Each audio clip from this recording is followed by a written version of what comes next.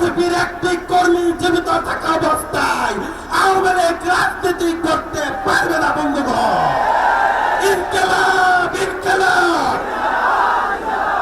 27শে March আমার পাড়ার ব্রাহ্মণবাড়িয়াতে তৎকালীন আওয়ামী লীগ আমার পাড়ার ব্রাহ্মণবাড়িয়ার 17 জন মানুষকে হত্যা করেছে।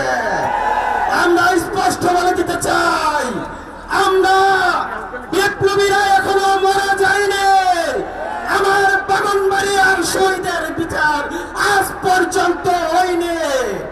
আমাদের ব্রাহ্মণবাড়িয়াতে তখনকার সময় প্রতিটি ঘরে ঘরে মামলা দিয়েছে, এই মামলা আজও প্রত্যাহার করা হয়নি।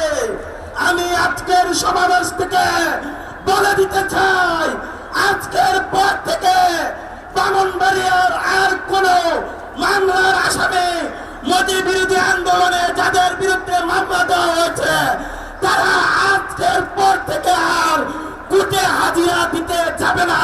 আমি এখান থেকে বলে দিচ্ছি, তাদেরকে অতি শীঘ্রই মামলা থেকে মুক্তি দিতে হবে।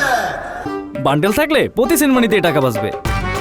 বিকাশ সেনমানি বান্ডেল কিনে জিতুন প্রতি লেনদেনে। সংগ্রামে উপস্থিতি, যখন এনসিপি প্রতিষ্ঠা হয় তখন আমাদেরকে অনেকেই সাধুবাদ জানিয়েছে। আমরা যখন আওয়ামী লীগের নিষিদ্ধের দাবিতে আমরা যখন আওয়াজ তুলেছি তখন আমরা দেখতে পেয়েছি তথাকথিত কয়েকটি রাজনৈতিক দল এনসিপির বিরুদ্ধে ষড়যন্ত্রে মেতেছে। আমরা স্পষ্ট করে বলে দিতে চাই, এনসিপি কোন এসি রুমে কোন আলোচনার টেবিলে জন্ম লাভ করেনি।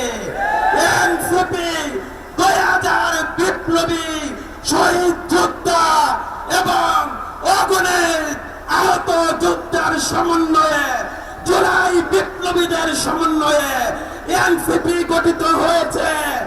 এনসিপির বিরুদ্ধে যারা ষড়যন্ত্র করবে তারাই শেষ হবে। বাংলার মাটিতে এনসিপির একটি কর্মী জীবিত থাকা অবস্থায় আওয়ামী লীগ রাজনীতি করতে পারবে না বন্ধুগণ।